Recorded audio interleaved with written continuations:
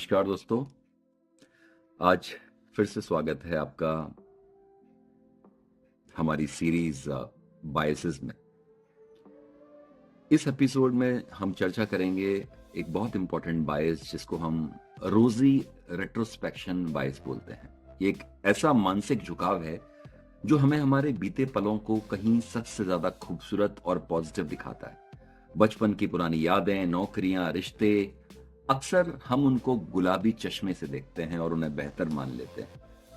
तो चलिए रोजी रेट्रोस्पेक्शन बायस की गहराई में उतरते हैं और समझते हैं कि वो हमारे जीवन के हर पहलू को कैसे प्रभावित करती है और हम इससे कैसे बाहर आ सकते हैं। इसका बैकग्राउंड समझते हैं कि रोजी रेट्रोस्पेक्शन बायस यानी कि वो बायस जिसमें हम अपने पास्ट इवेंट्स को एक्चुअल से ज्यादा पॉजिटिव तरीके से याद करते हैं, साइकोलॉजी की रिसर्च का एक बहुत ही इंटरेस्टिंग हिस्सा है।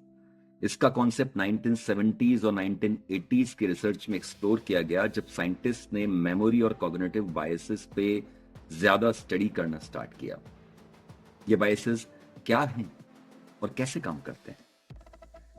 इस बायस का मतलब यही है कि हम अपनी पुरानी मेमोरीज को वैसे नहीं याद करते कि जैसे वो एक्चुअली होती है, बल्कि हम उन्हें ज्यादा अच्छा और खुश तरीके से याद करने की कोशिश करते हैं। बिकॉज हमारे दिमाग में वक्त के साथ साथ नेगेटिव एस्पेक्ट्स धुंधले हो जाते हैं और सिर्फ पॉजिटिव यादें रह जाती हैं। इसके ऊपर काफी डिस्कवरी और रिसर्चेस हुई हैं। 1990s में अगर हम बात करेंगे तो टेरेंस मिचेल एंड लिंग थॉम्पसन ने इस बायस को सिस्टमेटिकली स्टडी किया था, जिसमें यूनिवर्सिटी ऑफ वॉशिंगटन में उन्होंने देखा था कि लोग अपनी वेकेशंस के टाइम को, पुरानी यादों को बहुत पॉजिटिव वे में डिस्क्राइब करते हैं। ये रिसर्च ये बताती है कि हम अपनी मेमोरीज को वक्त के साथ थोड़ा रोजी यानी कि ब्यूटीफुल और पॉजिटिव तरीके से याद करते हैं। इस फिनोमेना में कुछ अच्छे से साइकोलॉजी के एक्सपर्ट्स, अगेन जैसे डेनियल कानमैन की मैं बात करता हूं, उन्होंने अलग बायसेस और डिसीजन मेकिंग पर स्टडी किया है जो इनडायरेक्टली इस बायस के कॉन्सेप्ट को समझने में हेल्प करता है। ये बायसेस होते क्यों हैं? तो साइकोलॉजिस्ट्स का ये मानना है कि ये बायसेस एक तरीके के कोपिंग मैकेनिज्म होते हैं जो हमें लाइफ में पॉजिटिव आउटलुक मेंटेन करने में हेल्प करते हैं। नेगेटिव मेमोरीज को हल्का करके और पॉजिटिव मोमेंट्स को याद रखने में हम अपने पास्ट में ज्यादा खुश फील करते हैं, जो ओवरऑल मेंटल हेल्थ के लिए भी अच्छा होता है। साइकोलॉजी और लाइफ में इसका इंपैक्ट क्या होता है? तो देखिए, रोजी रेट्रोस्पेक्शन बायस को समझने का साइकोलॉजी में बहुत इंपैक्ट है, क्योंकि ये हमें दिखाता है कि हमारी मेमोरीज और परसेप्शंस कैसे हमारे डिसीजंस को शेप करते हैं।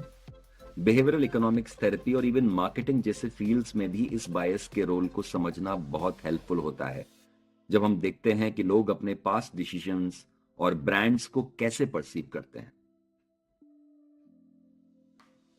सो टॉपिक पे आते हैं कि रोजी रेट्रोस्पेक्शन बायस क्या है। ये बायस का अर्थ है कि अतीत को वास्तविकता से ज्यादा सकारात्मक और सुंदर मानना। इसका मतलब यह है कि हम बीती चीजों की नकारात्मकता भूलकर उन्हें खूबसूरत मानते हैं। उदाहरण के लिए लोग कहते हैं ना कि पहले कितने अच्छे दिन थे, स्कूल का टाइम कितना अच्छा था। यह मानसिक झुकाव हमें सही निर्णय लेने से रोक सकता है। प्रोफेशनल लाइफ में रोजी रेट्रोस्पेक्शन बायस का क्या रोल है,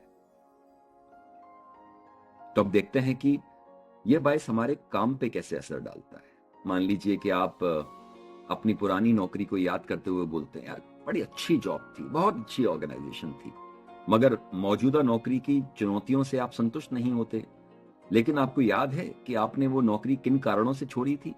आप वहां भी फ्रस्ट्रेट थे, मगर इस गुलाबी सोच के चलते आप अपने वर्तमान पे फोकस नहीं कर पाते, नहीं आप अपने काम में संतुष्ट हो पाते हैं।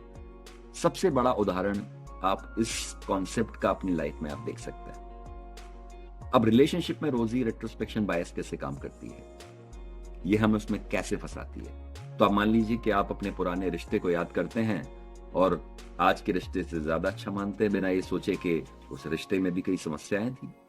इस बायस के कारण हम अपने वर्तमान के रिश्ते के साथ जस्टिफिकेशन नहीं कर पाते और हमेशा ये सोचते रहते हैं कि पुराना साथी अगर साथ होता तो बहुत अच्छा होता।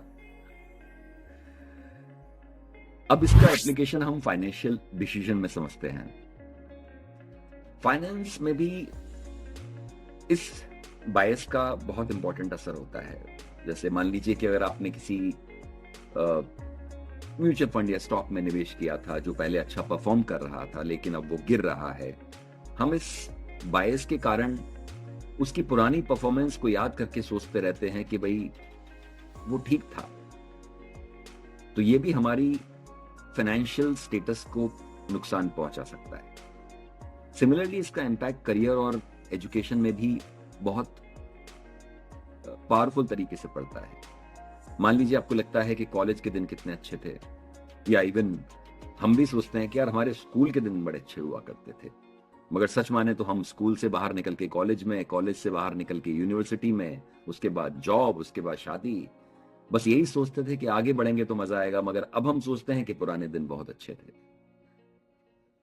व्यक्तिगत जीवन में भी रोजी रिट्रोस्पेक्शन बायस का बहुत इंपॉर्टेंट रोल है, जहां पे व्यक्तिगत जीवन में भी ये बायस हमें अपने पुराने फैसलों को सही मानने और वर्तमान को अनदेखा करने की ओर ले जाता है। जैसे लोग कहते हैं कि बचपन के दिन कितने अच्छे थे, मगर बचपन में भी तो बहुत कठिनाइयां, बहुत परेशानियां, हमने बंदिशें झेली थी, मगर आज हमें वो सारी चीजें एक मधुर स्मृति की ओर ले जाती हैं।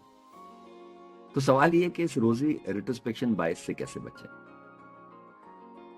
तो इससे बाहर निकलने का सही तरीका क्या है? इसका यही तरीका है कि we have to face the truth, सच्चाई का सामना करें। अतीत को लेकर हमेशा सच्चाई को स्वीकारें और उसके नेगेटिव एस्पेक्ट्स पर भी ध्यान रखें। You have to focus on your present.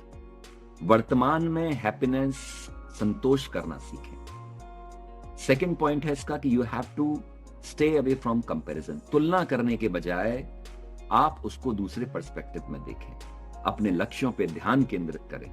जब हम अपने लक्ष्यों पे ध्यान केंद्रित करते हैं तो पुरानी चीजों के बारे में सोचने की बजाय हमें आगे चीजों में बढ़ने के लिए प्रेरणा मिलती है।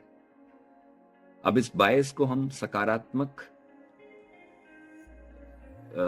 नजरिए से कैसे देख सकते हैं, इसको पॉजिटिव पर्सपेक्टिव में कैसे डाल सकते हैं?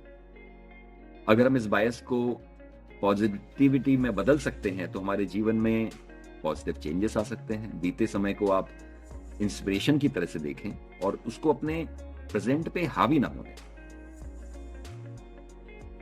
तो एक छोटा सा डिस्क्रिप्शन ये हमने इस पॉडकास्ट में आपको बताया रोजी रिट्रोस्पेक्शन बायस पर। उम्मीद है आपने कुछ नया सीखा होगा और अपने जीवन में अपनी मानसिकता को पहचानने का प्रयास करें। अगर आपको ये एपिसोड पसंद आया तो लाइक, शेयर और सब्सक्राइब करना ना भूलें। अगली बार हम फिर मिलेंगे आपके साथ एक नए विषय और एक नए बायस को लेके। Thank you so much. नमस्कार।